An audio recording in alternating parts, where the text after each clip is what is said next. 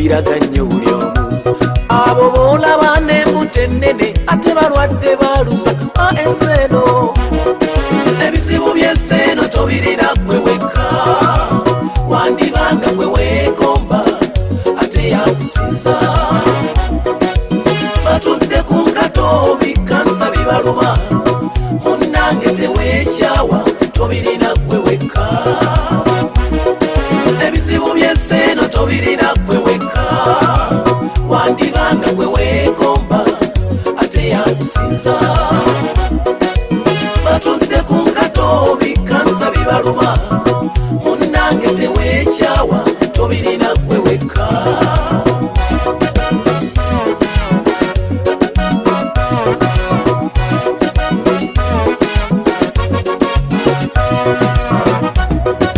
Neegombanga nnyo obugagga bannange nga mmanyi buli ky'ogamba atani aluleeta. Nze neegombanga nnyo obugagga bwa Mubutu, ebizibu bwe byasonga obugagga tebwamuyamba. Neewuunyanga nnyo obugagga bwa Gaddafi, ebizibu tebyerabira. N'olwekyo mukwano. Their own research from other media outlets, from other entities where there's news that may not filter through to the Ugandan people. It may not filter through to the rest of the world the way it needs to. So we search out those articles and we search out the writers and the research of those articles as well to bring you that information on a deeper level. Because one of the things that's happening here at Voice of Uganda Radio and FADU, it's not just about what you read in your daily papers and what you may see on the Monitor or Black News Entertainment or some of the others that are out there from time to time. It's important for us to give you the scope of the full story. Not because it matters what we think, but because it matters what you think. And we need to bring that information to you simply because it's information that the Ugandan people need to know. I think for too long, a period of time, so many things have been hidden. So many things are not talked about. So many things are pulled from the media or from wherever because they do not want the repercussion that some of these articles and some of these things will bring about in the Ugandan people. Any way you can keep a people from uniting, you are victorious. And this government knows that. It knows that if it can in any way keep the people in the diaspora, those who are still in Uganda that listen to these media outlets, if it can keep them from uniting and becoming a stronghold against it, it will continue to pull and filter what people read, what people hear, and what is said. And we know that's taken place by the arrests that are happening in Uganda, the media that's been shut down, and they even need permission now to print some of the things that are coming out to you from Uganda. But here at FADU, the Federalist Alliance for Development and Democracy in Uganda, and Voice of Uganda Radio, our voices can't be silenced because we broadcast and we come to you from the United States of America. We act out under true democracy. And the things that we share are things that we feel need to be heard and need to be known by the Ugandan people. Like I said before, the opinion and the way you view these things are your own. But we still feel the need to put the information out there so people will know what's going on and they can come to their own conclusions about how they feel about what's being done to the Ugandan people in silence. Because some of the biggest leaders who did the most corruption to a society of people or individuals were able to do that because of silence. They were able to do that because they were able to control the airways, the televisions, the media, networking as far as people or anything. They were able to control that. And when we give those leaders that type of control, they will control what they want us to hear, what they want us to be a part of, or what they want us to know. And in that silence that they continue to keep from the people, they continue to fester and conditions continue to get worse and worse. Uganda in no way lives in a true democracy, and we know that to be true. So my reason for sharing that little bit of information with you is because on fadu.org, FADU.org, if you go out there and you click on our information page, there are articles out there that you might find to be very, very interesting. And there are articles that need to start the conversation of why don't we know this information? Why don't we have this information and what's going on? That the government would feel the need for these informations not to be out there in the media. One of the things that happens here in the United States of America, and I know in other areas also, our media, they take a hold of everything and they print it and they talk about it and they dissect it and they want conversation on it and they want you to tweet them and they want you to email them. They want you to be active in the conversation in whatever way you can. And this is the thing that is lacking there in Uganda in this current government that has power right now. What it has done is it has taken that away from the media. It has taken that power away from them. And when you take power away from the media, you take power away from the people. And they understand and they know that. Well, here at FADU.org and Voice of Uganda Radio, we don't want that power to be taken away from you. We want to put that information out there because we want you to know what's going on. We also want you to be a part of the conversation so that you can come up with your own views and your own opinions about how you feel about the circumstances or the situation and what's going on there in Uganda to citizens there in Uganda. So please go out to fadu.org, visit our information center. I believe you'll find some of the articles very, very interesting. And the great thing about things that, because everyone is always asking us here at Voice of Uganda Radio, what are we doing to make a difference? What are we doing to bring about change? What are we doing to help to move things forward? And the interesting thing about the Information Center at fadu.org, and because FADU is connected to Voice of Uganda Radio, you can go out there and read those articles. You can call into any of the programs running through the weekend on Saturdays and Sundays, and we can start to have a conversation about articles that you're reading out there on FADU. So what I want those that are in the diaspora to understand is that we're not silenced, and we don't have to allow the government to silence our voices.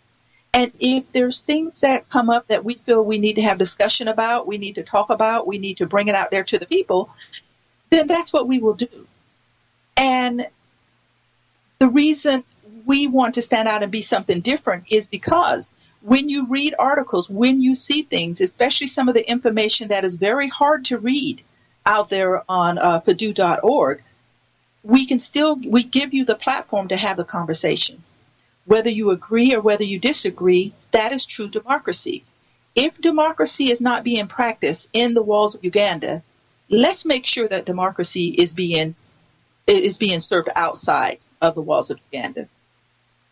Because we know inside the walls of Uganda, we've had the conversations too many times that there is no true democracy in the walls of Uganda. But the democracy of the people in the diaspora who have love for the country and what's going on and what's taking place there, we need to stand firm in our belief, and in our democracy, we need to have these conversations. And like I said, whether you agree with them or not, the conversations still need to be had. So please go out there and be a supporter of FADU, whether it be that you want to become a member. We've already talked about going out there to register. Just click on registration for fadu.org. When you register, make sure you understand that it's going to send you a confirmation email. Go to your mailbox, click on that confirmation, and that will tell you, congratulations, you become a member of FADU. You can also go out there to donate to the cause if that's where you feel the need to, that you can make the most impact on what's going on in Uganda. We encourage you to do that. We are in the process right now, and as you can see, little by little, things are being released onto fadu.org, but we still feel the need to make sure that you understand and know that these things are there. essay programs that we're getting ready to start to have for the students there in Uganda because of what's going on with the tuitions, what's going on with the fees there at Leeds University, at Macquarie University, and some of the other universities. We're going to start to have an essay program that's going to probably kick off and start at January 1, where we will allow students to submit essays, and those essays will be graded by professors and some people in political leadership positions here in the United States to choose winners. And there won't just be a first, second, and third prize. There'll be many prizes because we know the need in Uganda is great. The need is not just for one or two or three people. The need is great out there to help these students with their tuitions. Because of what they're falling victim to there in the government with the fees, and the government wanting them to pay a larger percent of their tuition fees up front.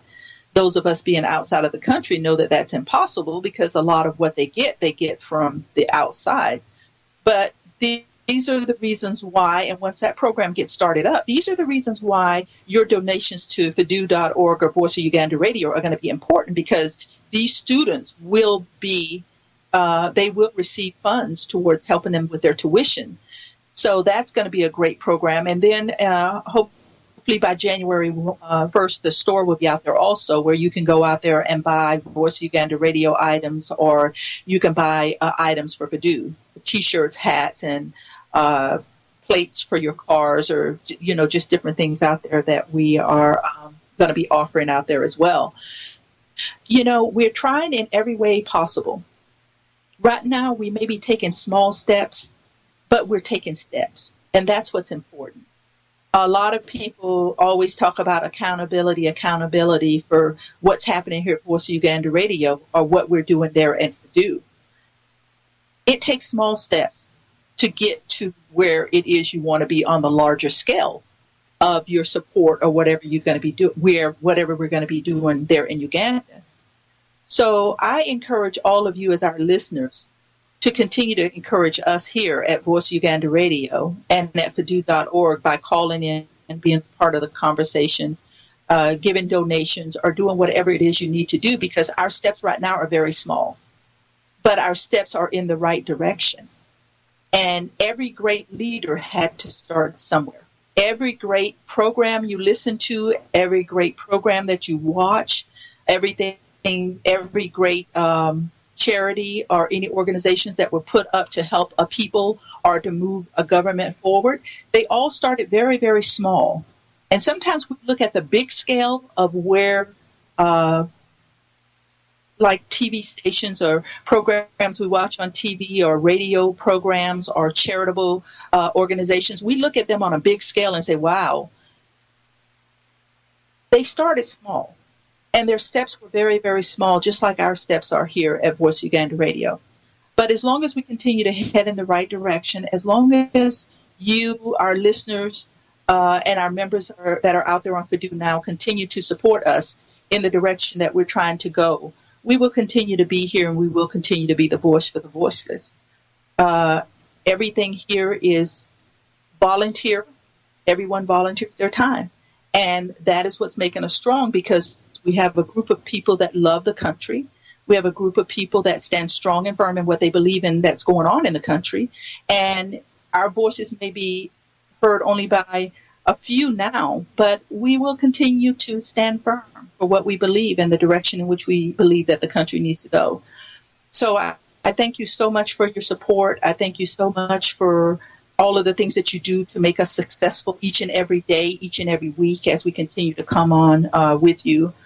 I'm very thankful that Voice of Uganda Radio gave me a platform on their radio station as well, because I think everything that we're bringing to Ugandan citizens, whether you're in the country or outside of the country, I think it's all very, very important. I think we all need to feed off of each other's, what we all have to share collectively.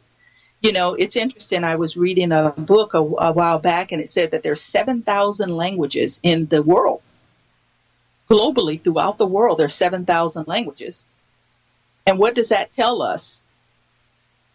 There is no confusion in that. There is no frustration in that. There is no how do we communicate with each other, because we know in Uganda there are many different dialects and there are many different languages.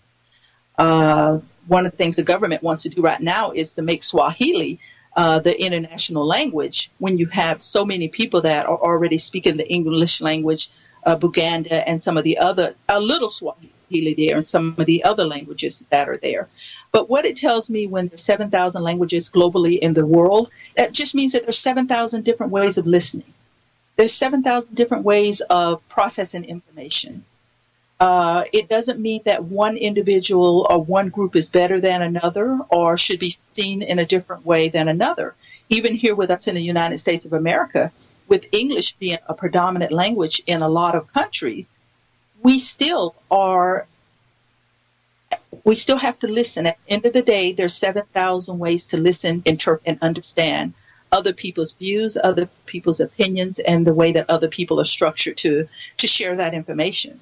So I say that to say we have talked a lot about uniting, the united front that we have to have as Ugandans and as Americans and as Canadians and UK, no matter where you may be, European, no matter where you may be in the world. We still have to come together and we have to unite and we have to put differences aside, whether it's language, whether it's tribal, whether it's race, gender, whatever it is, there's a lot of things that need to be laid down and put to the side. I spoke to you guys a while back that here on the American Connection, when I first started my program, I started it in one direction, and then I realized I had to back up and take it in another whole direction for the simple reason that a lot of the things that need to be addressed now, a lot of the things that I started my platform on cannot be addressed until we address some of the other issues and some of the other things that are out there that we need to be aware of. The American Connection, you know, when I just talked earlier about true democracy and about not allowing democracy to die in the hearts of Ugandans in the diaspora, and that democracy is what holds and unites us all together.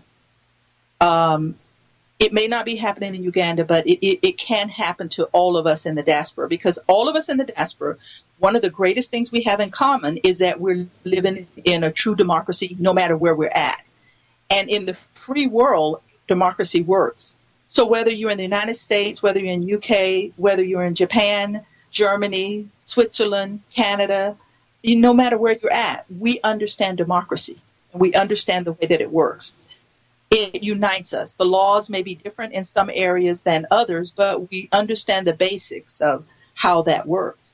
And we know that this is not happening in Uganda. We know that by this weekend, if you were a part of Freedom at Hand, when Anna Adek, the president-elect guild there at Makerere University, talked about the Lord Mayor and what's happening with him there in the walls of Uganda right now.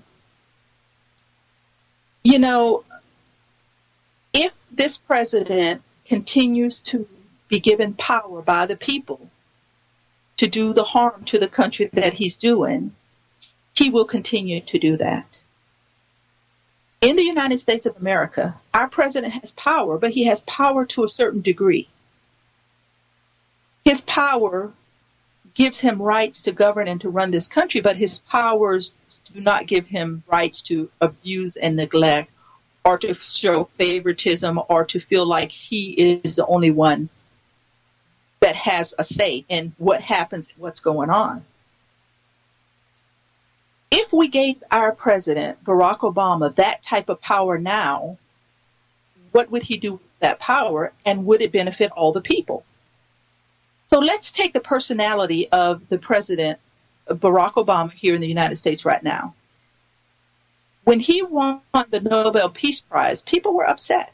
People were frustrated, and people were very, very upset because they felt like he didn't do anything to show that he deserved such an honor. There was a line that was there, because on one side of the line, there were those who believed he did deserve that, and on the other side of the line, there were those who believed that he didn't. What has happened in the course of that is it led him into being even a greater person than he was. It led him into a greater leadership of this country. Not all will agree with that, because there is a line in the United States of America where some stand on one side and some stand on the other. We call it the far right and the far left. the reason I'm sharing that with you is that what that did for him is empowered him to move forward in a positive way for the American people, for the rights of what was going on in our country at the particular time that he received that prize. Now, one can say, oh, they gave it to him because he was the first black president in the United States of America.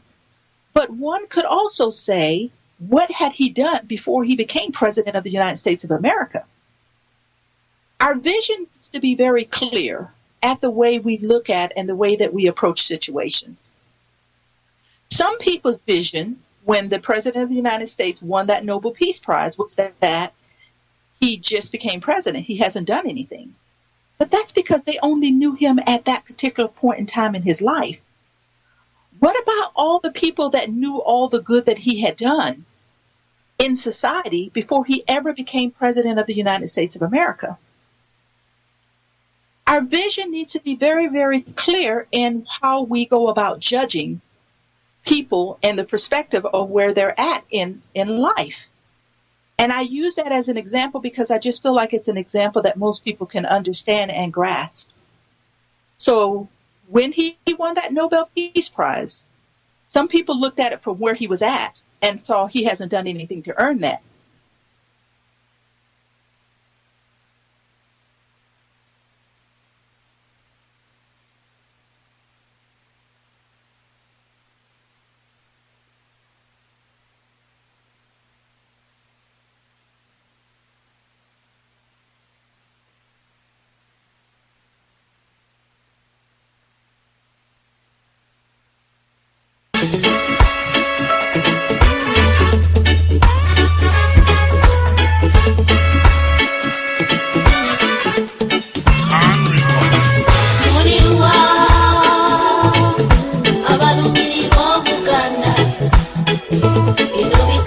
And not even just what he can do for the African people, because his father was African. He looks at everything as a whole. How do I help the world globally, economically, to grow and to mature? How do we connect together to make ourselves one? How do we grow not just so that we grow, but when everyone around us grows, we grow as well as a country? That's one of the things that's been lost in Uganda, because one of the things the sitting president doesn't understand on a global standpoint, on a global market, we are all here to help each other to move forward, all of us. So when I go back to saying when our president won the Nobel Peace Prize, some people looked at it for the moment that he was at, that he didn't deserve it. Others looked at it for what he had done up until that time. So now I want to go into Uganda, to the sitting president right now in Uganda. Because we can say in Uganda, we can say that those that are in the diaspora, there is a right side, the far right, and we can say there's a far left. Because no matter where you're at in the world, some people, they're always going to be supporters, whether it's evil or whether it's good. Because we already know that what happened in Germany with the Nazis there, we already know that that was a very bad thing, but it still had a large volume of supporters. But then you had the rest of the world that looked into this, and the rest of the country there that looked into it to know that it was wrong and it was not right. But what kept it strong and what kept it going was the fuel that fueled the fire. The support that was behind such a horrific thing that happened to the humanitarian of the people there in Germany, and not the Nazi Germany, that it just destroyed and killed millions and millions of people. Right now, on Purdue.org, there was an article that has been placed out there about that very thing. How long does the West continue to support the regime and what's happening in Uganda as we see these stories come out, as we see these innocent victims, as we know about the safe houses, as we see that the government is corroding day by day, monies are being spent improperly or not at all, when you have government people that aren't even getting paid. What does that say? And what is that showing? And how long do we continue? And it doesn't matter whether you're in the West for the support of what is happening there. Let's look at it overall. And I encourage you today to go out and read that article so that you'll understand a little more of what I'm sharing and what I'm talking about here today. It's the fact that let's not be paralyzed by the vision of how we see the circumstances and the situations that we're in. This government has had 28 years to get it right, and they haven't. Time and time again, year after year after year, I have gone back over the period from when this president first came in office all the way up to today.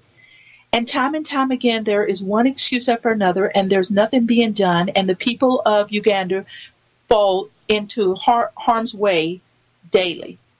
And harm's way is getting to be a thing of the past. Some of the same horrific things that happened to Ugandans 10, 15, 20 years ago are starting to happen to Ugandans again today. Your vision of this president should not just be set in today. What is he doing today? Your vision of this president should be, what has he done over the course of 28 years? That is what I'm encouraging those in the diaspora to see today. Understanding that there's the far right and there's the far left, because it happens globally. No matter who someone loves and supports, there's always going to be those who hate and don't support. But when we go to look at the record of an individual and what that individual is doing and has done, can we justify the support that we lend and give out to a particular individual? And why, under laws that have been set in place by the United Nations, these laws have been set in place to the ICC, the International Criminal Courts, why some of these things have not come to the attention and why some of these things are not being investigated. One of the things that I want to put on the docket here for some of our meetings that are going to be coming up with Purdue is that a legal team should be put together here on this radio program that can start the ball to rolling. Because if you were a part of the program on Sunday, a Freedom at Hand, we understood and we knew from the conversations that were being had that even those who were outside of the country, meaning you who are the diaspora, which I continue to say that is where the power lies for change.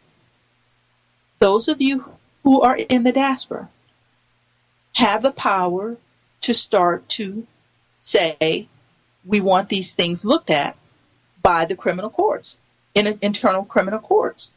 We want them investigated. We have the rights to put those petitions together. We have the rights from a legal standpoint to put those petitions together and send those off.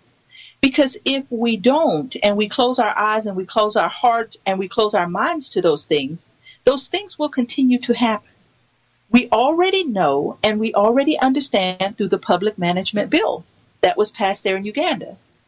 We already understand and we know from what's happening right now with the Lord Mayor. Power is being stripped from the Ugandan people daily. It's being stripped on a daily basis. The law is being set up where it only benefits a few or it only benefits a certain party. So if the only voice that can be heard to bring about these changes are from you in the diaspora, then I have to ask the question, where do you want to be a part of this at and how do you want to lead forward? In my program on Sunday there at Freedom at Hand, I encourage everyone who wants to volunteer on any basis for Voice of Uganda Radio or for DO, all you have to do is send us an email. If you go to voiceofugandaradio.com, the information is out there on how you can get information to us.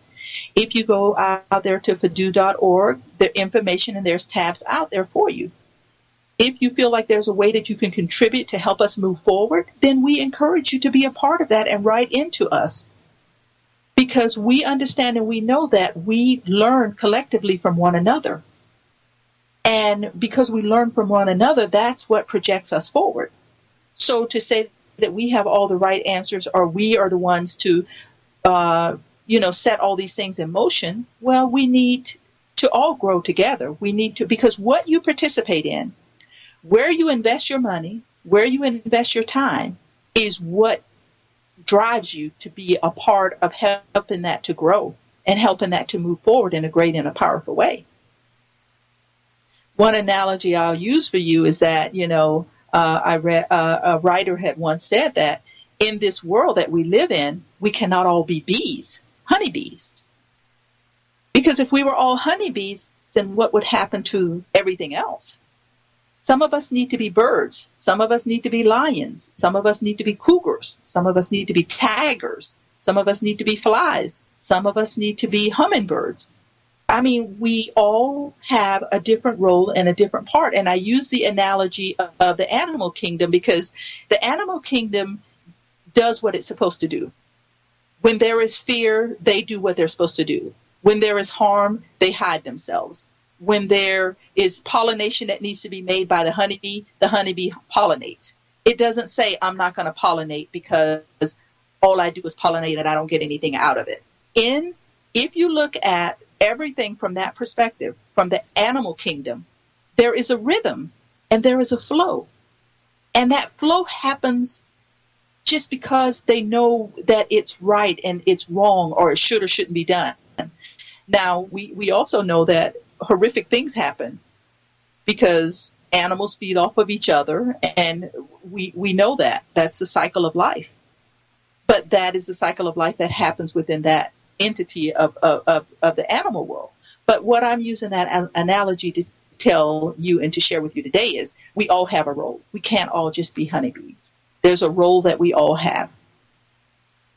And we all need to take our place within that role.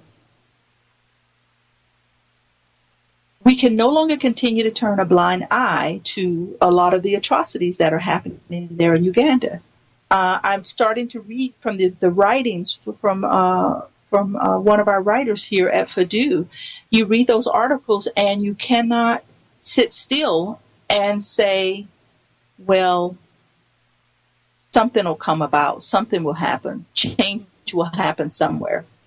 Somebody will come forward and stand up and rise for the Ugandan people. You have to read those articles and know that we are all a part of the change, all of us. I know here at Voice of Uganda Radio, we're getting ready to put a fundraiser in place to raise funds because we have talked time and time again about the need for satellite radio. Because even though social media is there, even though we know there are lots of Ugandans who have cell phones, computers, and whatever they need, we know that it limits. There's a lot of limitations, and that's very, very limited as to how we can get out there and how we can go forward. So we need satellite radio in order to reach all the people, because one of the great things you have in the diaspora, and one of the great things those who are able to listen to Voice Uganda Radio throughout the weekend on the weekends, one of the great things you have going is that you are getting fed, you're getting information, you're connected to a group, you're connecting to a society of people who are starting to make a stand to say what is happening in Uganda is not right, and we all need to find our place, and we all need to stand firm and help. So you get that encouragement, and encouragement can take you a long, long way. But the citizens of Uganda are not getting that. And they are the ears that we need to get to more than anyone else, because they are the ones that are on the front line. Those of us that are outside of the country are not on the front line. There is no threat of us not being able to eat tonight. There is no threat that in 2 weeks you will not get a paycheck, or in 1 week that you will not get your paycheck from the place you work. You have true democracy, and you can stand up for yourself if something wrong happens to you, whether it's in the workplace or whether it's in society. You don't have to worry about walking to work or driving to work and seeing a dead body lying there on the street. Nor do you have to worry about someone coming into your house in the dead of night under suspicion that they think you may or may not be a part of something and arresting you. You don't have to worry that you may wake up in a safe house and be tortured for the next 7 to 10 days. There's a lot of that we don't have to worry about outside of the country that those who are living inside the walls of Uganda have to worry about. They have to worry about it each and every day.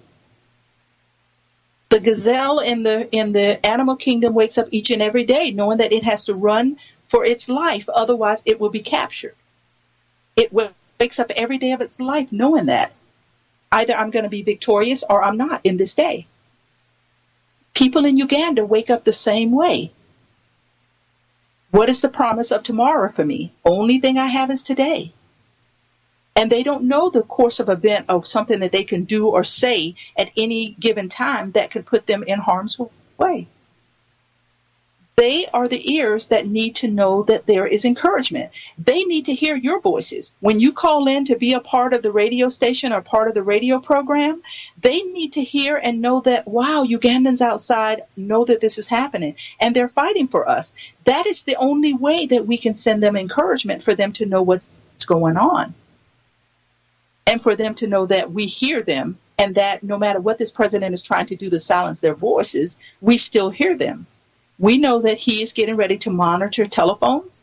He's getting ready to monitor computer usage and other things. We know that he already has this in the work, that he set up a company that's going to come in and monitor this information, which would limit us from what we can do to reach out to the Ugandan people. Satellite radio is what we have to do in order to be able to move forward so that the Ugandan people know that we are out there. Every war that's ever been fought, and especially in the 17 to 1800s on up through the 1900s, whenever someone was captured or whenever someone was behind enemy line, one of the things they always did was they went to the radios, the shortwave radios, and they dialed the knobs until they could find a frequency where they could hear what was going on in the war, where the enemy was, where they needed to be, what was being set up and in place as safe places for people to get to. That was the one thing they always did. They went to that shortwave radio to find out, how can I connect back with my people or society so that I know what's going on? Because a lot of times all they had was that radio as their connection as to what was happening. So imagine yourself in a military position now and being captured or being you're in enemy territory and you've lost your way, and now you need to get back to figure out where you need to go or what you need to do. Imagine how much that shortwave radio means to you in order to connect you back to where it is you need to go. And without that, you're blind. You don't know that anybody knows you're there. You don't know what's going on in the world. You don't know if there's help right around the corner. All you may need to do is climb a hilltop and help is on the other side of that hilltop, but you don't know that because you don't have that connection. And this is the reason that fundraiser is going to be coming up, and this is one of the reasons why we ask for your help and your donations here, not just at the American Connection, but for Voice of Uganda Radio and for DO. We have to get on satellite. We have to get on satellite radio. Once that fundraiser starts up, I know they're going to announce the amounts of the equipments that we need to get ourselves on that. And every time money is donated or shared, we will allow you to know that how much money is being raised and how much money is being raised and getting us closer and closer to that goal. If you are asking us for accountability here at the American Connection, at Voice Uganda Radio, and at FADU, why not make this your one time to say, I'm going to feed into this program to see if this really gets off the ground and running. I'm going to feed into this because I believe in it. I'm going to feed in this because I have faith that it will work. If you do not give us a chance to show you that we are committed to Uganda, to the people of Uganda, to the cause of Uganda, to moving the country forward, you tie our hands and we are where we are. Because even though we have our own members, and our members will be pledging and will be giving money, and we will keep you abreast of the totals of how much money is being earned as we have these fundraisers. I think it's going to be a whole weekend of a fundraiser. We got to get this satellite radio. We have to get it. We can no longer allow the Ugandan citizens to know that they are alone. If the president is going to monitor telephones and internet, he cannot monitor the radios. And we reach more and more people by the radios. And we, if no other reason, but give hope to the Ugandan people that somebody knows that they're suffering. Somebody knows that they're hurting. Somebody is writing to the internal criminal courts on their behalf to say, why is this not being looked into? Why is this not being investigated? We want to file our own complaints because we understood from Freedom at Hand this weekend that whether you are still citizens in Uganda or you're citizens outside in other countries, because of your birthright, you still have rights to what's going on in your country. And we've got to start moving forward. I think here at Voice of Uganda Radio, we have given so many different directions in which the public can take to become a part of the movement to something greater. And we would like to see that others are on board and wanting to be a part as well.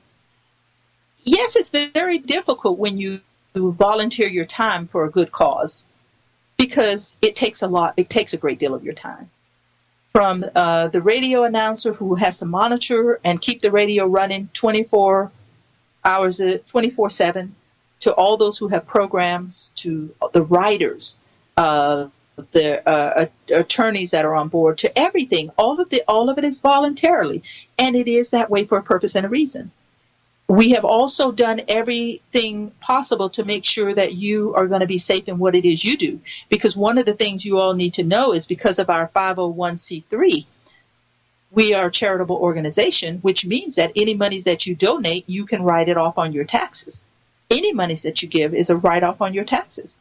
So you're given, but your governments are paying you back for your charitable acts. And if not for anything other than that reason, what a beautiful thing that you can be able to do and say that, yes, I give to this cause and I get a percentage of that money back on my taxes. But we have to start doing something. We can no longer set aside and not do anything.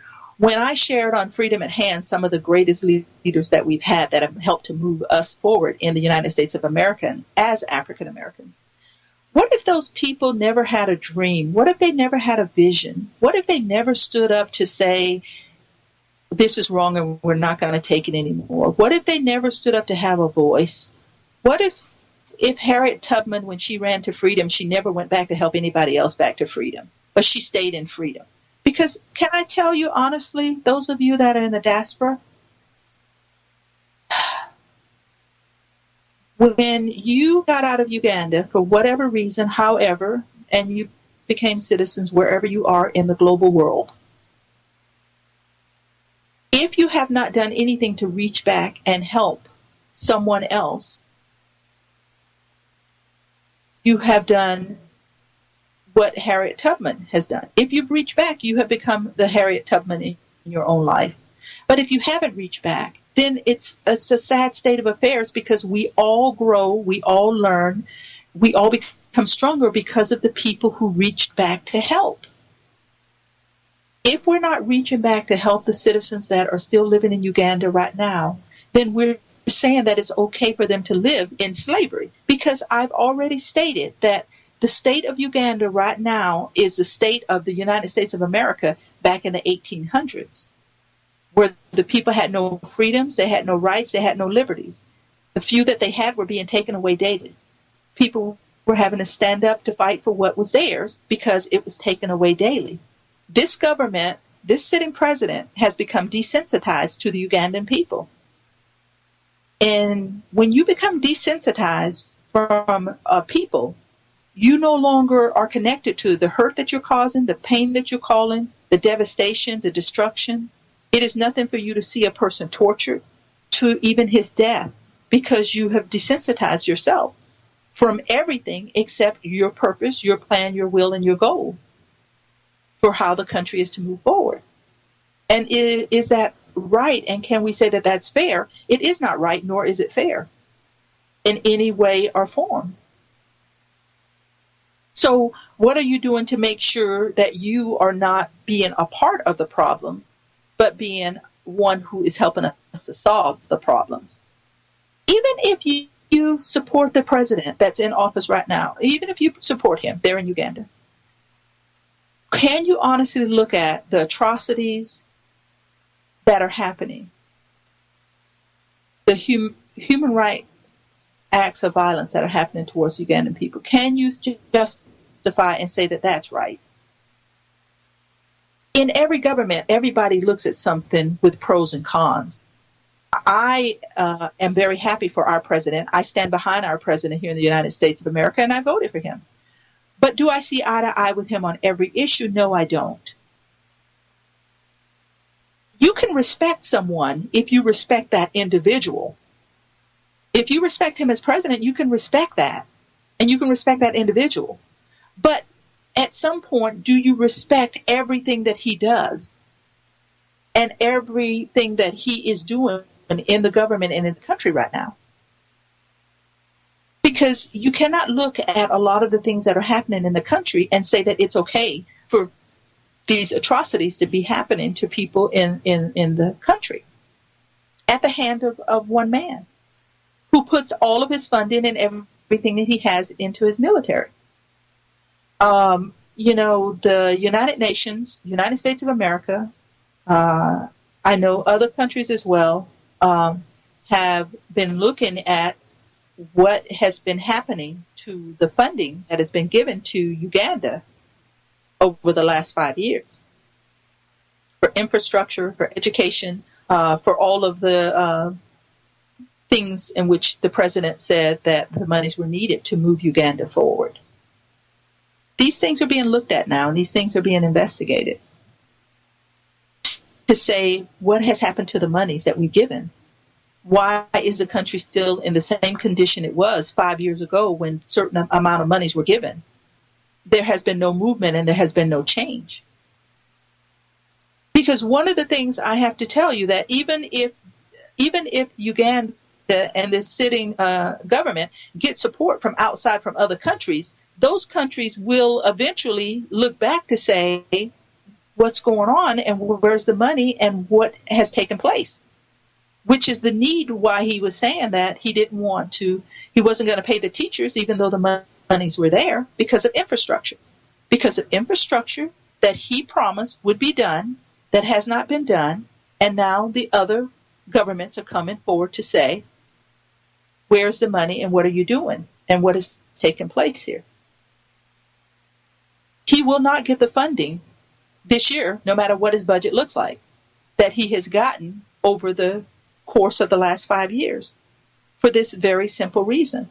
And who hurts here? The Ugandan people hurt here because the Ugandan people will be taxed. He will find some sort of way to get the money. They will be taxed or other things will happen. And when the Ugandan people are taxed, we might as well say that those of you that are in the diaspora are taxed as well. Because when you work hard, those of you who are working 2 and 2.5 jobs, when you're working as hard as you're working and you're funding money back into a government that is systematically shutting down daily because it's not functioning, the monies that you're sending your families, when they buy electricity, when they pay their bills, when they buy groceries, when they go into the marketplaces or downtown or whatever they're doing, they are being taxed. So in a sense, you who are living outside of Uganda are still caught up in the corruption of what's going on inside the country. You are not being spared from what's going on. Even though you may think that you are, you're not. And if you look at it on an individual basis as to how is this affecting me wherever I'm living in the global world, it is affecting you. Our eyes cannot be closed to the fact that everything that is happening in Uganda, in a sense, is happening to you outside of the country as well. School fees are being taxed. Everything that's going on in the country is being taxed. Everything that you're sending money home for, whether it's medical reasons or whatever, everything is being taxed. So sometimes we get outside of an area and we think, oh, we're not being affected by this because we're no longer in the country. But I'm here to tell you that you are being affected by it. Whether you're inside the country or whether you're outside the country, we are being affected by what's happening inside of the walls of Uganda. And if I came to you right now with a sheet and a report of how you're being affected by what's happening in Uganda, it would make you angry. But because no one is standing in front of you saying these are all the ways in which you're being affected by what's happening in Uganda, because you're still connected to the country, because you still have family in the country, and because you're still sending money into the country, it would anger you. But in the absence of not seeing those things, you think that you're fine and you think that you're okay. This man has found a way to reach outside of the borders of Uganda into all of the world globally to take what he wants from each and every one of us on an individual basis. And we are a smart generation. And those of you in the diaspora are a smart generation of Ugandans who I know have been able to put these things together and figure these things out in your own way. And you have fallen victim in a situation that we don't have to be victimized in, because we're no longer a part of that government and that structure, yet we are being victimized each and every day. And we'll talk more about that, and I'm going to elaborate a little more on that topic as we go into a few other topics that we're going to be discussing here on the American Connection. I am Miss Brenda. You have been tuned in for the first hour of American Connection here with Voice of Uganda Radio. We are going to take a quick break, and we will be back momentarily.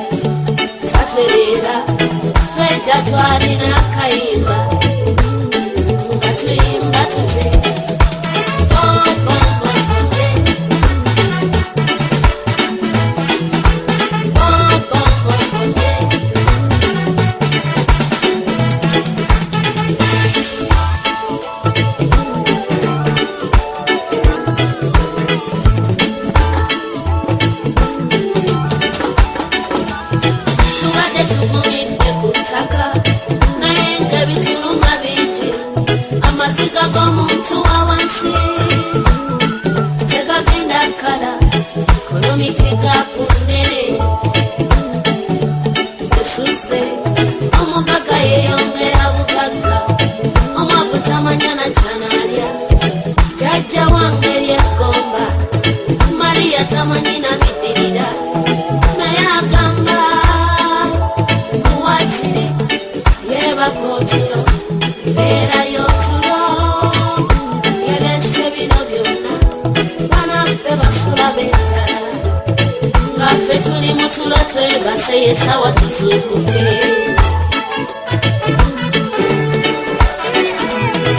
tuligamba ky'abaana tuligamba ky'abajja balitubuuza tulyogera ki titwaliruddawa yeffe eky'obugagga ly'ettaka kwe twesigamye naffe bakulu bannange tusituke tulwanire wamu ku luno ettaka lifuka oluyimba ffena tuyimbe amasi gye gaali gakulukutidde era gye gatta luli bwono luli mbuzi eridda ku nkondo yaayo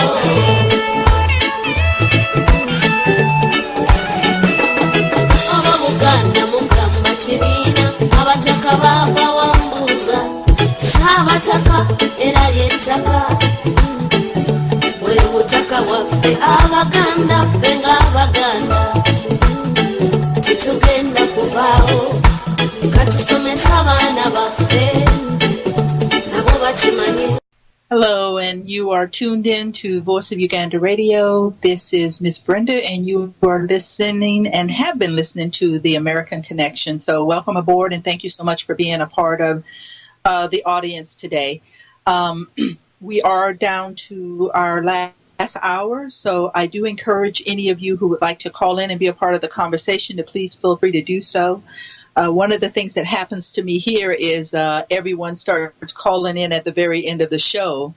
Then we run out of time. So I always try to make that announcement at the top of the hour for the second hour, just in case anyone wants to call in and be a part of the program. The first part of the program, I was just really doing some comparison with our president and some of the things that have happened, and the sitting president there in the country in Uganda right now, and some of the things and some of the atrocities that are happening to the Ugandan people. One of the things I do want very much for the Ugandan people to know, because Ugandan people have always known, they've been asking for what they need. I see that in the newspaper all the time. I see that in articles that I read, the plea from the people, other programs that I've been in tune with. The people of Uganda have been asking for what they need. They have also been asking for help, and they've been asking for that help for a long time. Because simply, I think one of the things they understand and know that is help is going to have to come from the outside of the country. It's not going to come from the inside of the country. I don't want those cries for help to fall on deaf ear, because what has happened to the Ugandan people is they started to learn to accept what they're given, and they don't question it. Is that true democracy? Of course it isn't.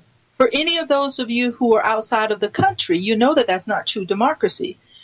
Your voice has to be heard, and it has to be heard powerfully. And if it isn't, then we do what we need to do to make sure that it is.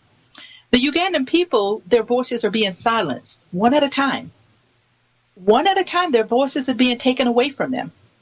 And they're starting to accept what they're given. And what I mean by that is I've had the opportunity to talk to a few people there in Uganda. And one of the things that I have understood from them is that there is an acceptance that's starting to happen. People are starting to accept that the government, if this is the way we're going to be treated, there's nothing else we can do about it. If this is the way, if we're not going to get paid, then we still have to show up to work.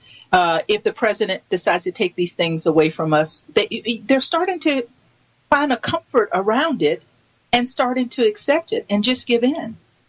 And that's not the spirit that we want the Ugandan people to have, because one of the things I talked about is leaders in the free world and how we look at them as human as we look at them as being superhuman when we know that they're not. Because the one thing, like when you look at Harriet Tubman and you look at even President Barack Obama, you look at George Washington, you look at Nelson Mandela, you look at Gandhi, you look at Rosa Parks, Harriet Tubman, and all the great, great leaders throughout history and throughout time. And we say that they're superhuman. One of the things we all have in common with them is we all have that spirit of determination, because that's the only thing that made them great. The only thing that made them great, the only thing that made them rise, the only thing that made them into the people that they are, is they had a spirit of determination. And if, no matter what your situation, no matter what your circumstance, if you have that spirit of determination, you can rise above any situation. If you have the confidence in yourself and believe that it can move forward and it can change, you will bring other people on board with you. And those people will stand behind you. And before you know it, you will be on a path of fighting for your equal liberties and rights and your justices, no matter where you're at in the world, and especially in Uganda. So we've got to make sure that their voices aren't silenced by not allowing ours to be silent. Because if we allow our voices to be silent as well, then we make this government in Uganda right now very victorious in what it is they're trying to do. This Ugandan president has put the fear in the hearts of so many people that people just they don't challenge it, they don't fight back, they don't anything, it is what it is. And that's the way they see it, that it just is what it is.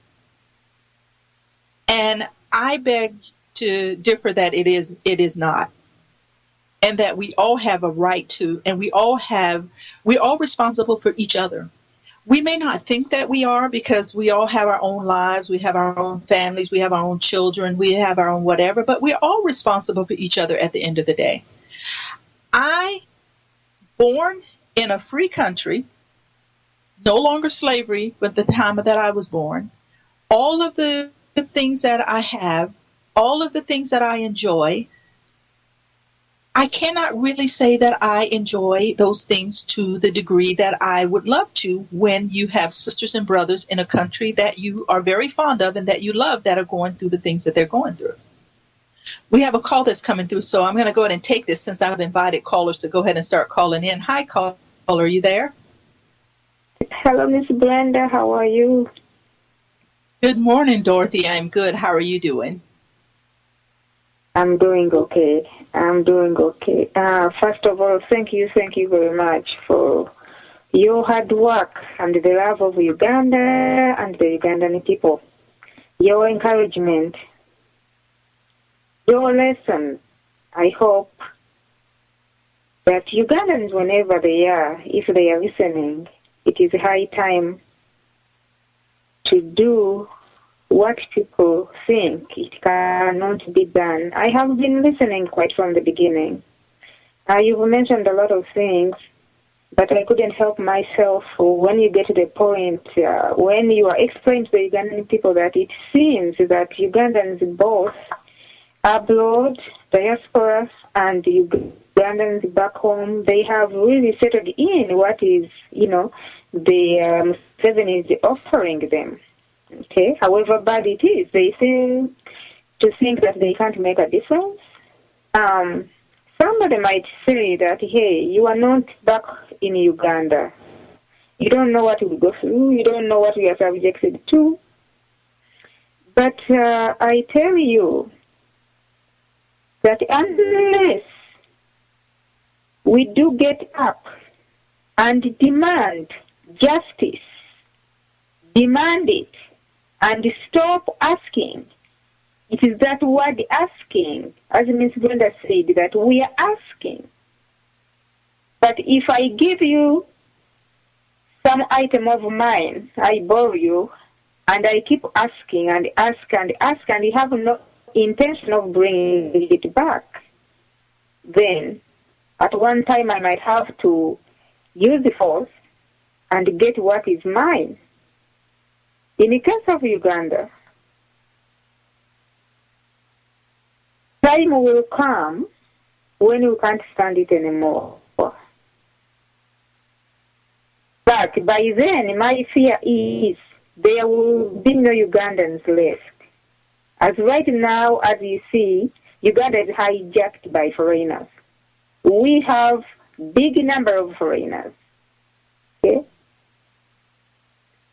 For them, they are willing to do anything Museveni offers them because they have their own homes and they don't care what Museveni does. But every single day we have mass and mass of people entering Uganda, not Ugandans, but they are offered all the rights. Then we are losing because one day we're going to wake up and say, oh, let us rise, let us do ABCD, and it will be so late. So right now, okay, what I'm saying is, the opposition, the road mayor, you can imagine it, the road mayor was picked up from his house. It wasn't that maybe he walked, he headed a rally, maybe there was some violence, maybe they were what, then they had to go ahead and stop it. The police was informed, and they denied the people the right. The man was picked up from his house, arrested until midnight. They gave him a directive to report where he was supposed to report the following day. And they picked him on, at his home before he can start going where they told him to go. But people in Kampala, those who managed to get out to do whatever they, tried to do, they are tear gassed, they whatever, the rest of the country is sitting. And we have this Minister of Kampala saying that what is going on right now, the government is trying to straighten out Lukwago, not Kampala State, State Council Authority. Why? What is it that Lukwago has done? You suppress Lukwago, you suppress the people who voted for him, as they already told you. There were many people who voted in Lukwago in Kampala than people who voted for Museveni in Kampala during the last election. Way more. But what is going on here? We cannot sit back and ask. Nobody is going to give it to you. Nobody. The reason we are failing is simple. We are not united. Let me tell you, if everybody was to get up, there is no way. We have to learn to unite and work together. If something affects Lukwago in Kampala, the next day it's going to affect the mayor of Masaka, the next day it's going to be Mtiana, the next, we cannot sit back and wait and ask. Okay? Uganda does not belong to one person. Now, if you look at, they tell you that now the Kampala's, KCC has got four new councillors. That it is, they have been vacant for 2 years. New councillors. But when you look at those names and the timing of appointing those new councillors, and you wonder. And for those of you who took money, and you did the undoable. They gave you money, you did what you did, and you're going to wake up, the man has used you again, and he called you toilet paper. Again, you will wake up without a job, and you are not going to report.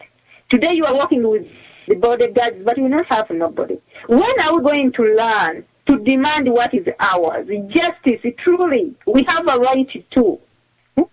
But stop sitting back. Nobody is going to do it for us. For me, Miss Brenda, I think this is what is lacking. If we don't get up and do things in unity, then we will not succeed. Well, because let me just say this. When you see the things that are happening to other people around you, whether you be an MP, whether you be a police officer in the army, or wherever you're at, and you see what happens when someone turns against the government, becomes sensitized to the people, or, does something against the government that it won't tolerate or stand for. don't know why no one understands that the same thing will happen to them, because we've explained time and time again that in Uganda, no one is really safe. You are only safe in the moment as long as you're doing what this president would have you do. But the moment you turn away from that, you will have the same fate as the very people that you were arresting in the middle of the night and not allowing to go to the place in question that he was supposed to go.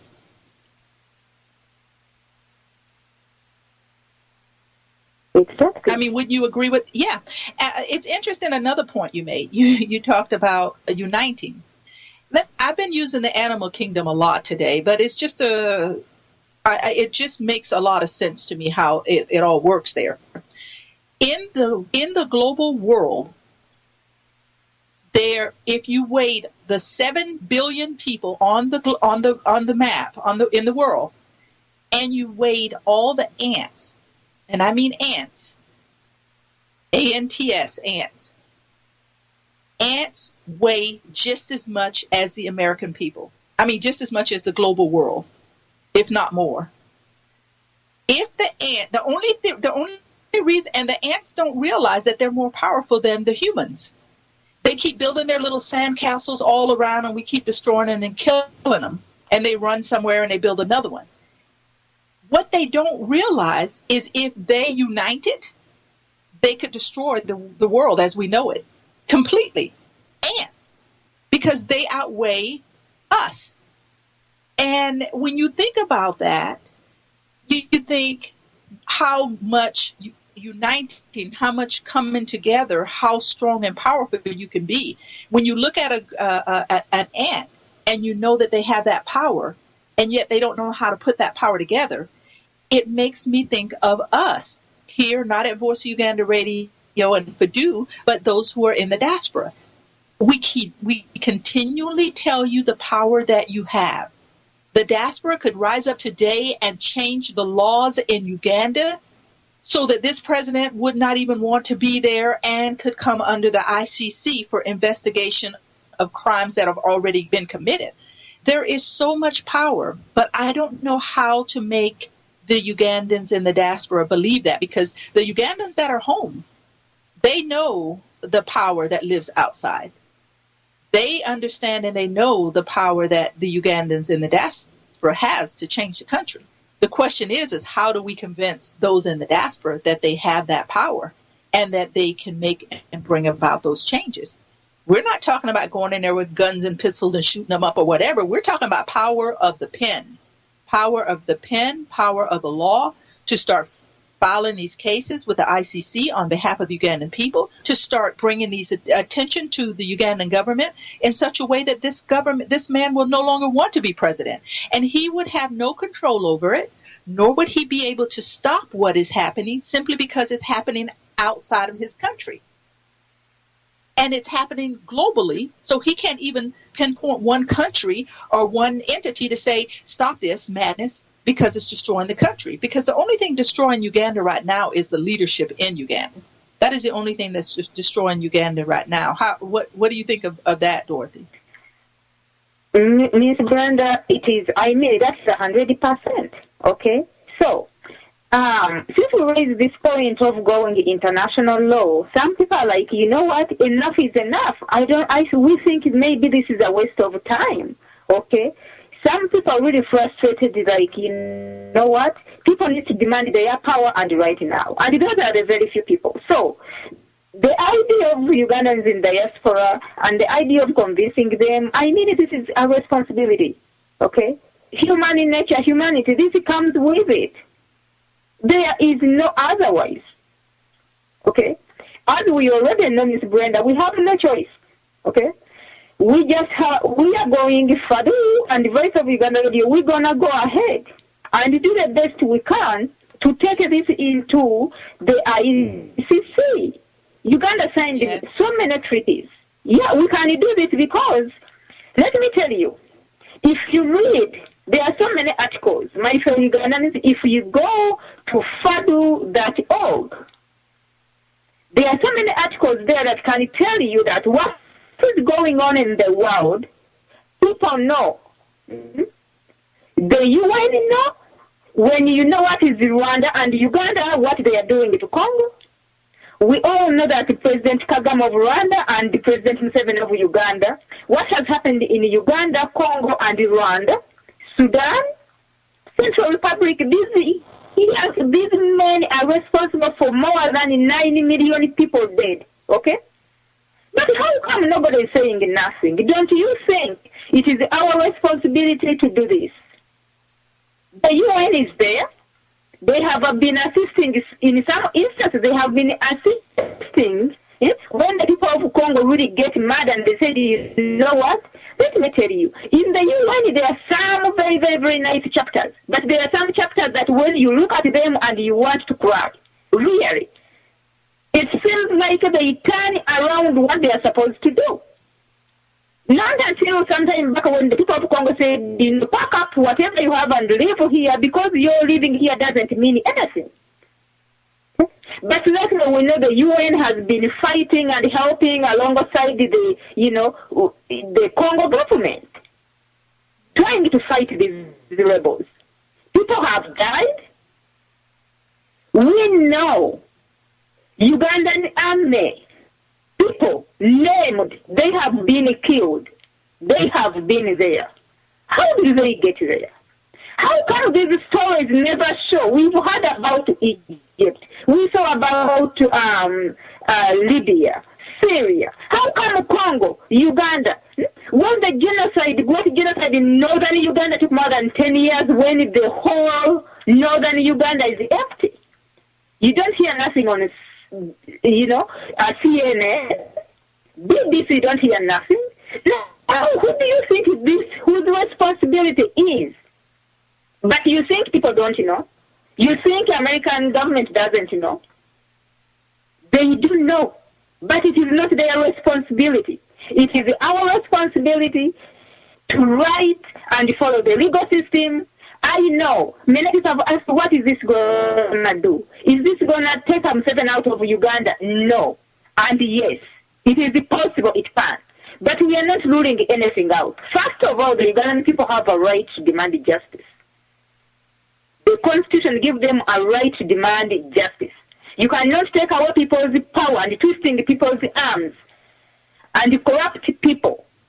You cannot keep taking away from Ugandans, emptying the national treasury, go buying ammunition, fighting war after war, while the people of Uganda are starving, no hospitals, no education, no infrastructure.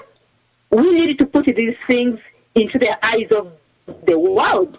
But before, if we don't, the rest of people, America have their own business, Europe, they do have their own business. It is not their responsibility, not until you bring it to their attention.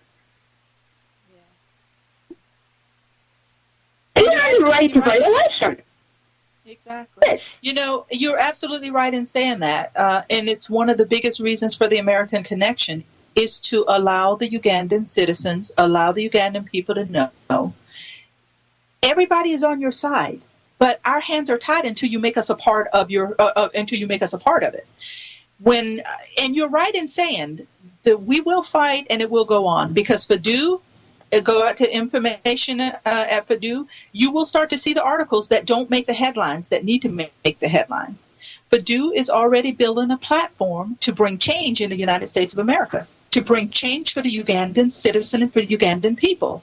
We can no longer sit aside and allow these things to happen. Now, when you were writing, also saying that Uganda signed this peace treaty, or signed a part of the treaty that was signed, I think, in 1997, which gives rights for these things to be filed under the International Criminal Courts. Let me tell you, the fight is ours, and you're absolutely correct, Dorothy, in saying that if we do pen and paper, put pen to paper, and we can bring about a change. But until we start to make a noise, no one will come on board. Do these countries like the United Nations, the Europeans, Americans, Canadians, do we know that these things are happening, these atrocities, and the things that are happening there, to the humanitarian acts that are happening there? Yes, we know that they're happening. But until someone starts to bring it to the eye of the public, nothing will be done. That is why FADU has become the platform that it needs to be. Because I have said, Dorothy, and you can back me a little on this, that we need a legal team to be put together here that will start to file those papers and start those petitions and start the ball rolling. Can I say this? And then I'm going to go back to Dorothy real quick with a question here. In the history of the United States of America, some of the greatest iconic leaders that fought for freedom for slaves in the United States of America in the 1800s and forward were Africans. They were not American descent. They were Africans. What does that tell me? The power to make a change, to move a people forward, is in each and every one of you in your spirit. I talked about this a few minutes ago about the superhuman people that we look at as being superhuman. The only thing that they have that we had was a spirit of determination. Now, when I tell you that Nat Turner, who caused an uprising in Virginia about the way slaves were being treated, yes, he was killed, but he brought an attention to a problem that could no longer be ignored. When I tell you that Harriet Tubman, who her grandmother came from the shores of Ghana, was one of the greatest iconic leaders in the United States of America with the Underground Railroad going back to free slaves. Look at your history, not just your history in Uganda, not just your history in Africa, but look at the way Africans came into, and it's probably not even America. I'm doing America because that is my show. But I'm sure if the Europeans, if the Canadians, if everybody looked in the history, the greatest of leaders that rose up in these countries were Africans. Let me tell you, you rose up in a country that wasn't yours to fight for what was right. Why are you not standing up and rising up for a country that is yours for what is right? What do you have to say to that, Dorothy? Miss Brenda, isn't that what I said last time? How did Nelson Mandela and the others manage to stand up on their two legs and fight for justice in our country? We know it was theirs, but their right was denied. They were nowhere to be represented, but they did it. So in America, these people, they are not even considered the people. They were subhuman. Yes. But they did it. Why not?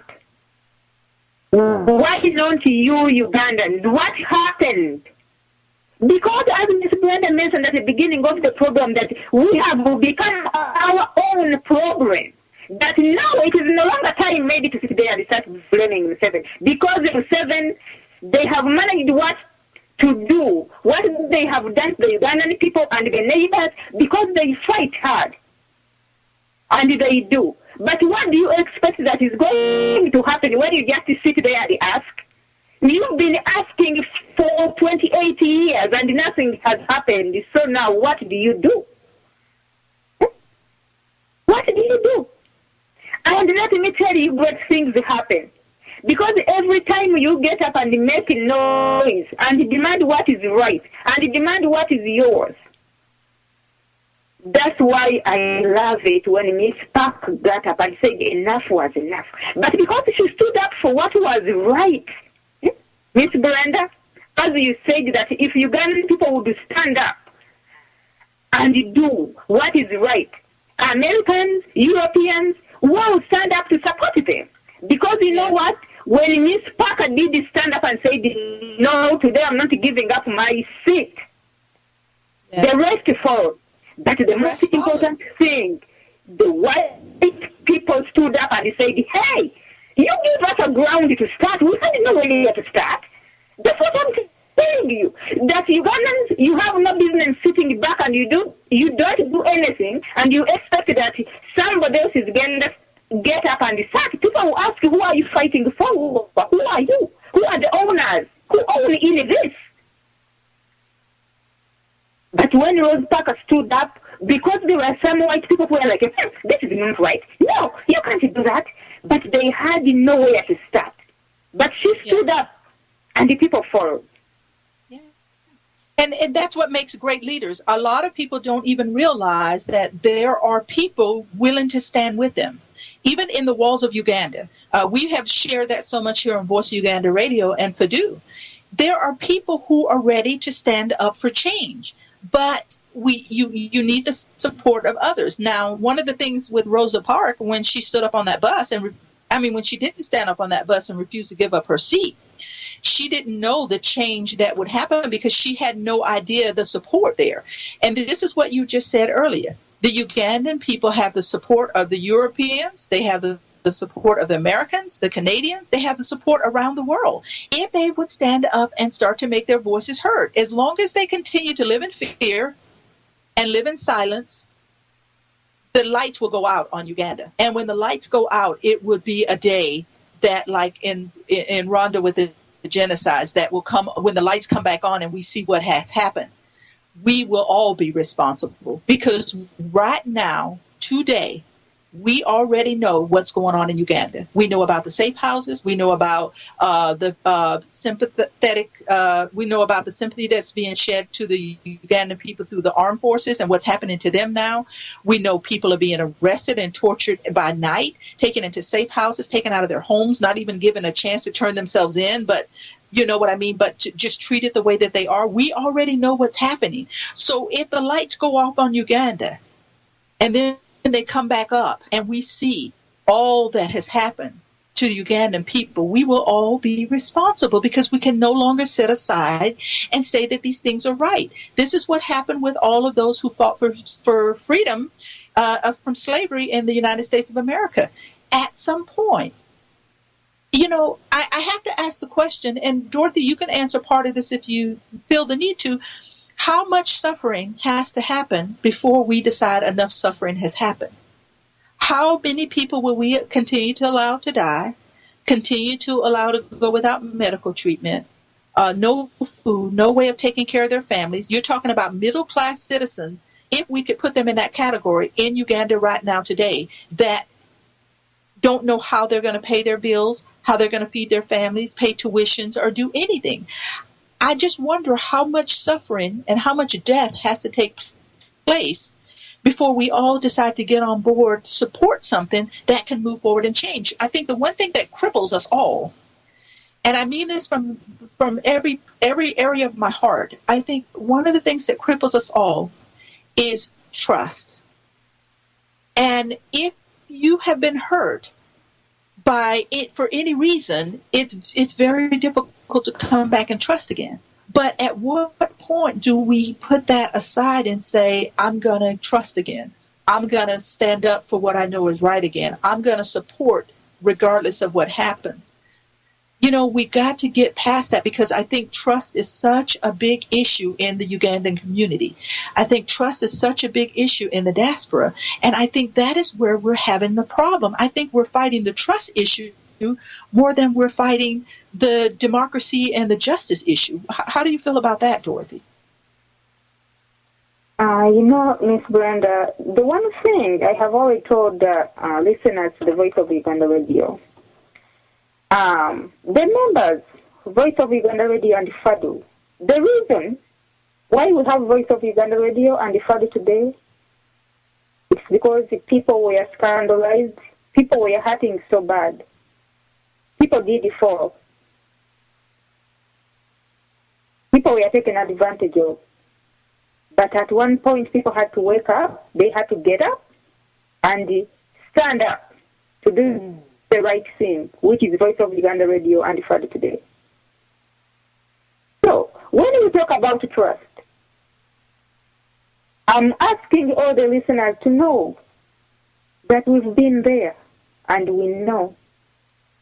But to our brothers and sisters and parents and beloved ones back in Uganda, they have no more time to wait. Every single day stand on the sideline, trying to say, let me wait and see how different they do. We've been there. And we hurt. And we hate. But we do need your help. Because for me, in my view and my understanding, Miss Brenda, there is nothing worse that Museveni hasn't done that he's going to wake up and do to the Ugandans. People have been killed. people have been denied everything. No right to peaceful assembly. But he can get sacks of money from taxpayers. He might go making rally after rally, giving people money. But the opposition, the activists, they don't even have a right to say anything. Let me tell you something. Because when Miss Brenda asked me how long is it going to take, how much do Ugandans have to suffer, I will say the Ugandans, if we do not get up to do the right thing, there is no end to this. Why am I saying so? Right now, for those of you who are thinking about 2016 elections, if you read the news, you know.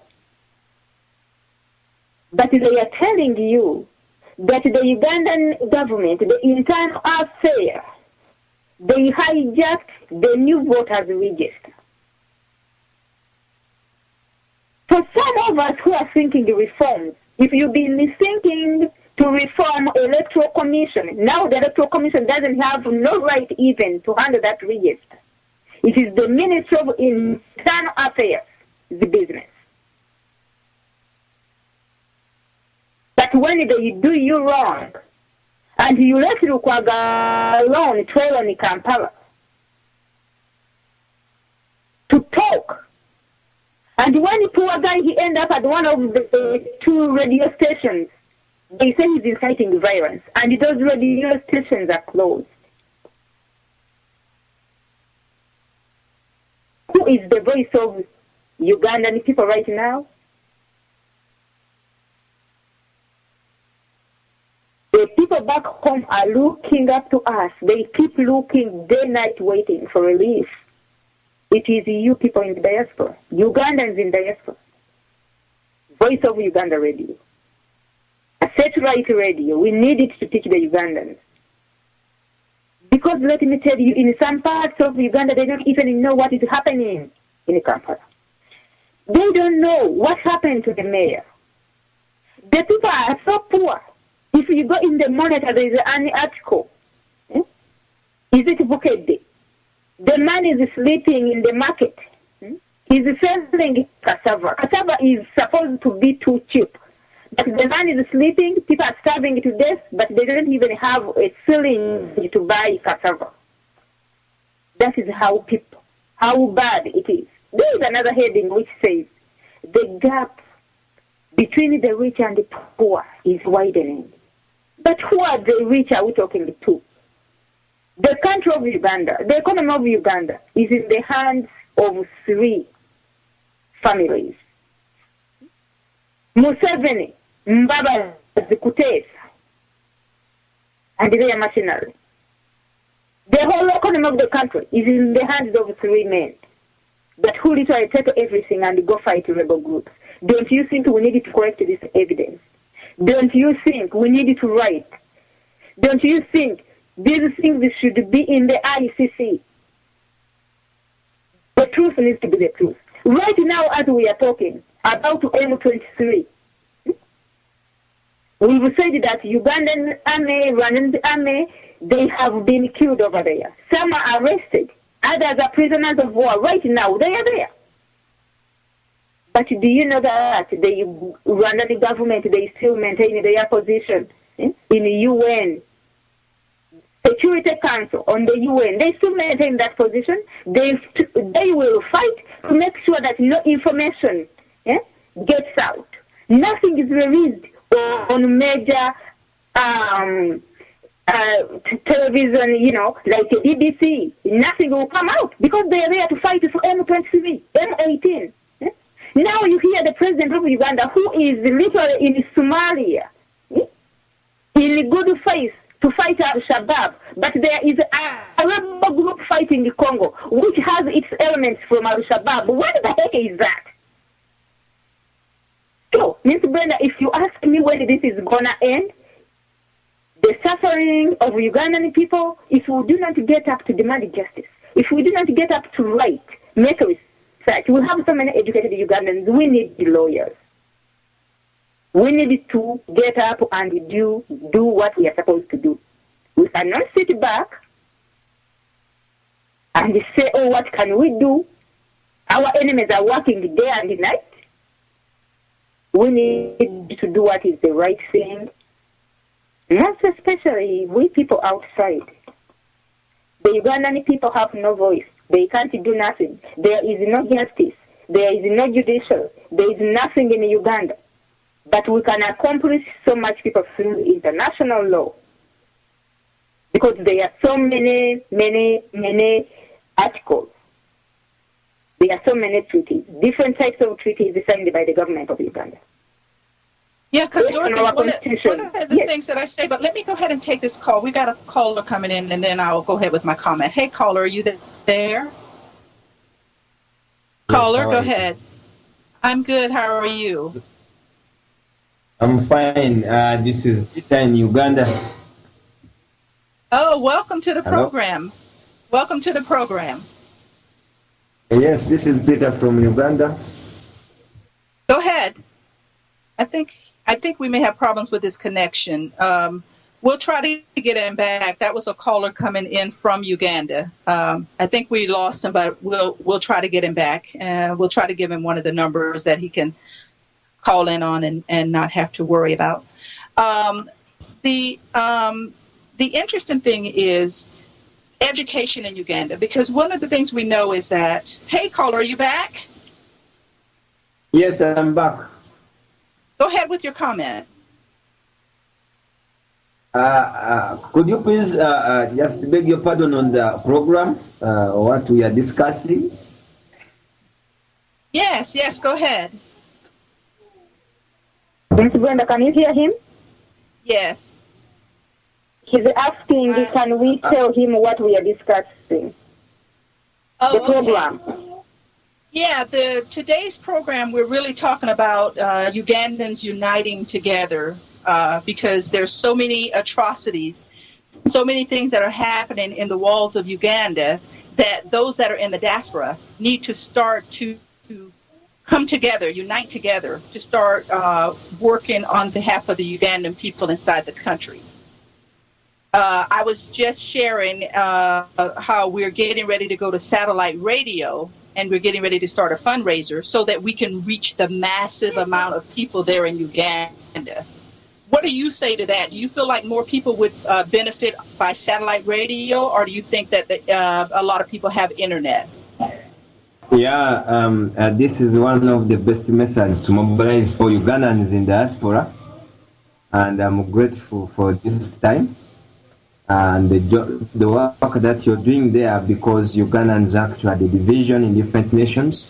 So what you people are doing there is very good, and it's making us also strong for us, especially us who are at home. We are also seeing a big picture. In case we come out, we have our brothers and sisters whom we can unite with to make Uganda a strong and a standard nation. Good. So are you guys passing the word around there in Uganda that there is Voice of Uganda Radio and a place that they can connect to find out what's going on the outside, and how people, Ugandans in the diaspora, are really trying to unite the Ugandans there at home? Yes, we are trying, and we are very serious on that, especially after the time we finished our jubilee when Uganda was making its 50 years. We made a decision as citizens and the nation at large to make sure that every Ugandan is a brother, and every Ugandan can access his or her rights in everywhere and in every place where he is.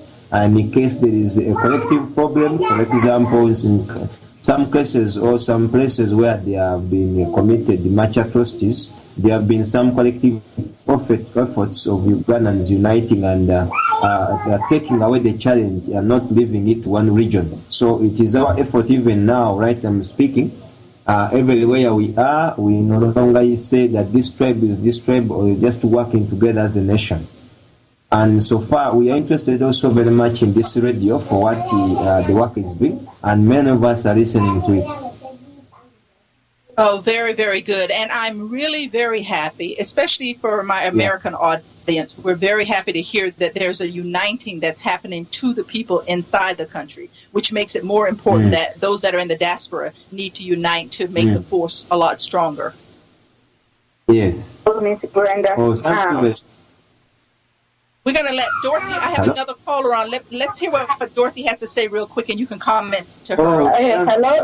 I did hear, was his name Peter? Yes, his name is Peter. Mwangu. Yeah. What we need is when something happens in one region, we all need to get up as a unity. Because if something happens in Kampala, the army and the police, they surround up Kampala and terrorize everybody. We need to make efforts that it happens all over.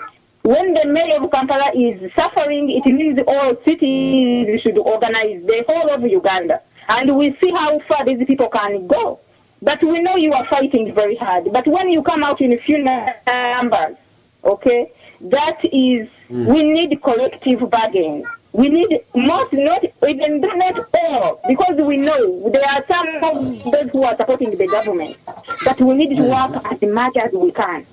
And please pass on Voice of Uganda Radio and FADU, www.fadu.org, so that people can go to the website and read the information. So Ugandans don't know what is happening.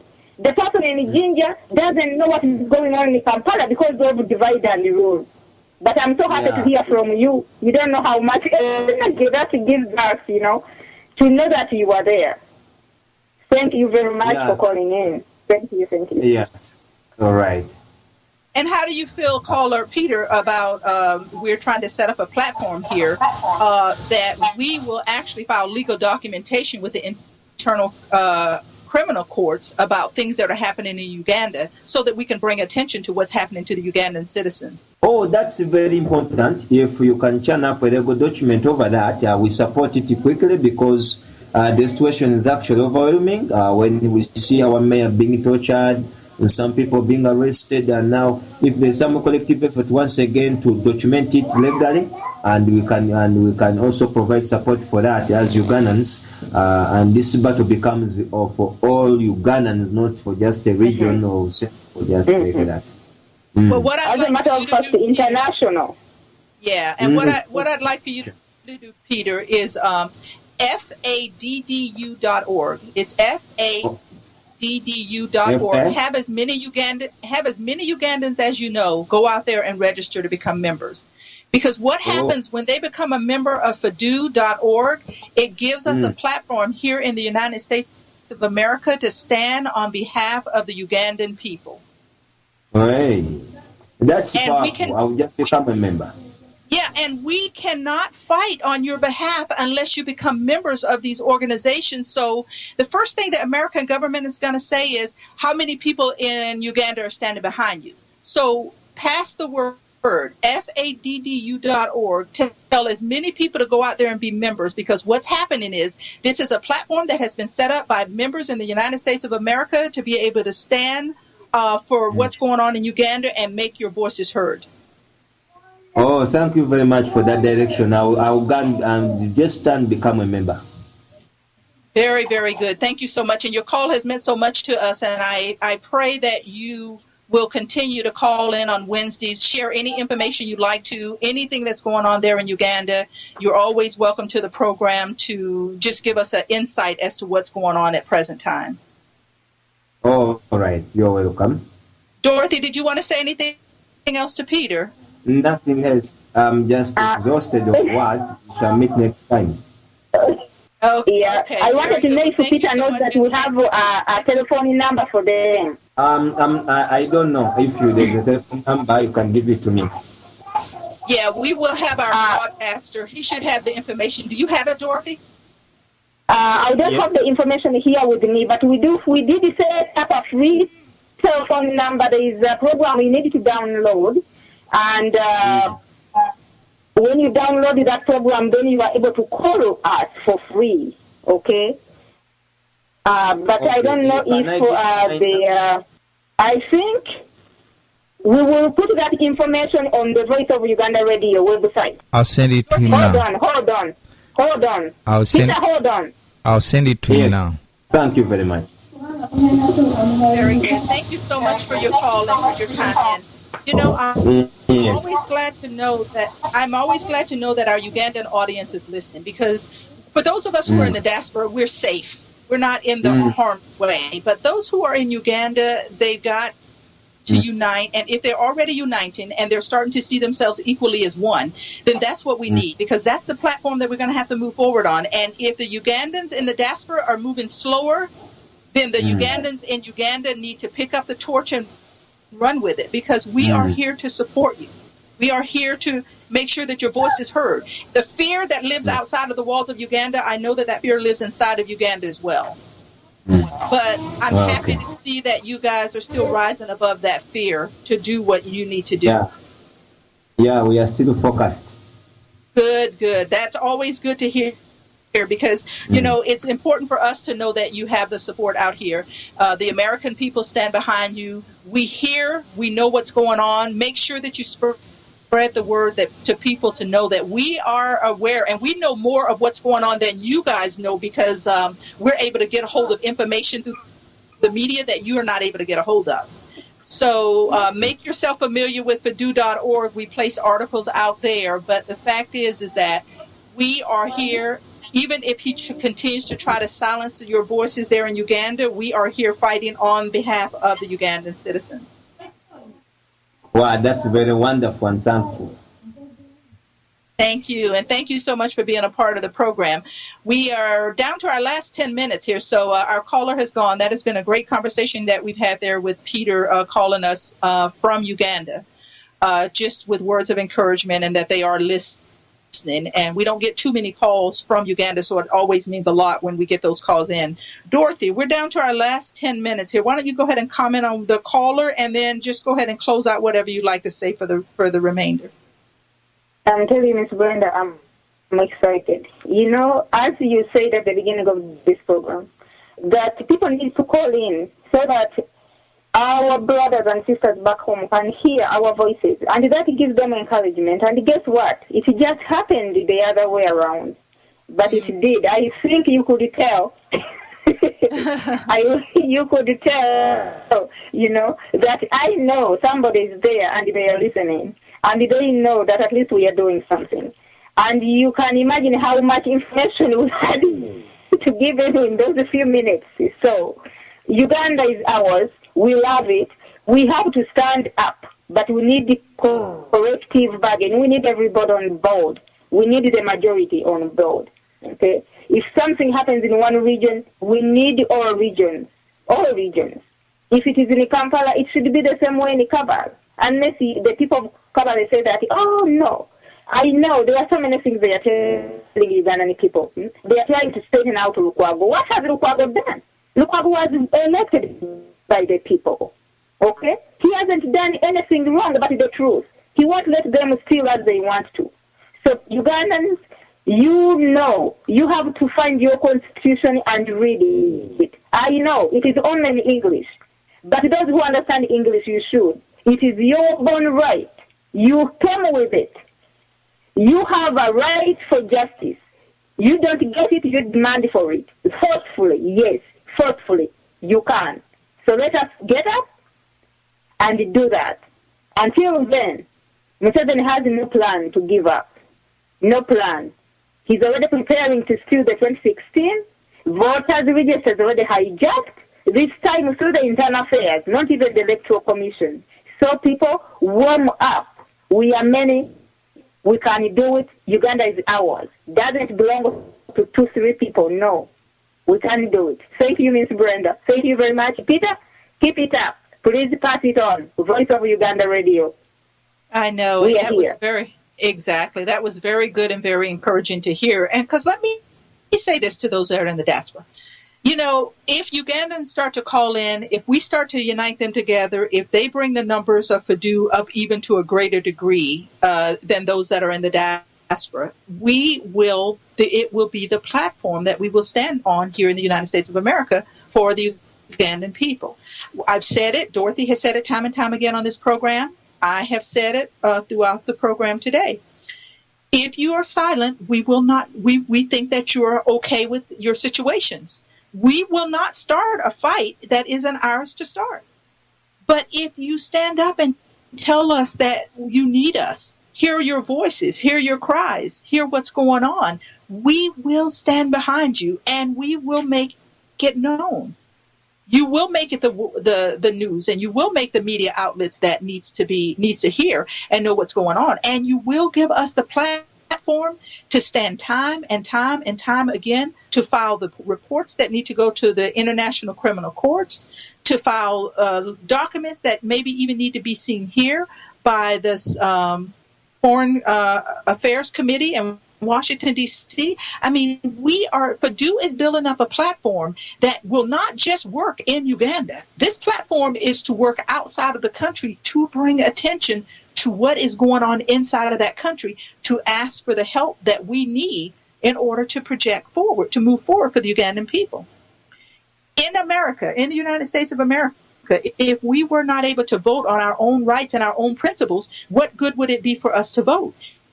If these things are being deteriorated and taken away from the Ugandan people, what choice are they being given in their own elections? We're here to tell you at Voice of Uganda Radio and the Federal Alliance for Democracy and Development in Uganda that we are going to give you your rights back to vote. We're going to give you your voice back to be heard. If you cannot fight out your battle in the elections, allow us to fight out your battle by pen and paper, to write to the people we need to do what we need to do to make sure that we're giving a platform to the Ugandan people. As I said earlier, the sitting president may be taking the voice away from the Ugandan people. The American people will give the voice back to the Ugandan people where it belongs. It is their rights and it is their decisions as to how their country needs to be ran. America stands behind that because we are a country that believes in true democracy. In that true democracy, if there is anyone who feels like they don't have that and they need a voice, then I pray that their fellow men will rise up to help them to move in the direction that they need to. This is a platform that has been brought to the American attention through a few in the Ugandan community that has felt strongly about unjust that has been happening to the Ugandan people. Because of those few people that have brought this to the attention of the American people, I will not allow the American people to be still and ignore what is going on. We have to continue to fight for the Ugandan people. We have to give them their voice back. It is not our fight, but we are here to support you in your fight for your rights, your liberties, and your justice. Just like the caller was just talking about Lord Mayor position and him having to step down. Dorothy spoke about that a little bit also. His position is the first of many that this sitting president will take away, little by little, slowly by slowly, to deteriorate the Ugandan people. Every time he takes a little bit of power away, I don't want the Ugandan people to shrink back and feel like the hope is gone. I want them to get strong and say, we will not tolerate this. Do not allow what he is doing to make you shrink in fear. But use that fear and reverse it and turn it into energy. The same energy that fear carries, when you reverse that around to allow it to fuel you in the right direction, the spirit of determination, you will stand and you will be strong. And the stronger you get, the stronger we get. And the more the battle goes on and the more that we're able to fight for justice, injustice, in a way that will support not only you, but will support everybody involved. I am so thankful for Dorothy for calling in this morning and being such a great part of the show and really sharing from her heart some of the things that has been troubling her and some of the things that, she wanted to share not only with you, the Ugandans, but the American audience as well. I thank her so much for her love and for her compassion for her country. And she's not the only one. There are many. But I do thank her very much for her love and her compassion for the people of Uganda. These are the type of people you need running the country. These are the type of people you need as your president there in Uganda. Can I just say, from working on the platform with the members of FADU and Voice of Uganda Radio, there is no greater love for Uganda than these people that I get to communicate with, talk with, stand side by side with on behalf of the Ugandan people. This is the direction I would love to see that country move in. with true democracy for people who are not in it for political reasons. They're in it for the love of the country. They're in it for the love of the Ugandan people. May I say to all of the Ugandans who are inside Uganda, and I thank you all for listening to the program today, you are very, very loved in the United States of America. We hear you. We know what is happening. We will not allow your voices to go silent. Please become a member of FADU. You give us the platform in the United States of America to build a platform here for you to fight in the rights of justice for all of the Ugandan people. I thank you so much, each and every one of you, for being a part of the American Connection today. It has been a great 2 hours with a lot of information that I hope has penetrated your hearts to know that the direction that you want to head, to understand that we are all different, but at the end of the day, we're all the same. And we need to look for what makes us more alike than what makes us not. And this is what the caller Peter was talking about when he called in, that everybody is a sister and a brother. They determined this when they came up on their 50th anniversary there for independence in Uganda, that they are all one. Until we all start to look at ourselves that way, there will be unity. There won't be the unity that we need in order to move each other forward and in order to move the country forward. Thank you all so very, very much for being a part of the American Connection. I am Miss Brenda. You are listening to Voice of Uganda Radio.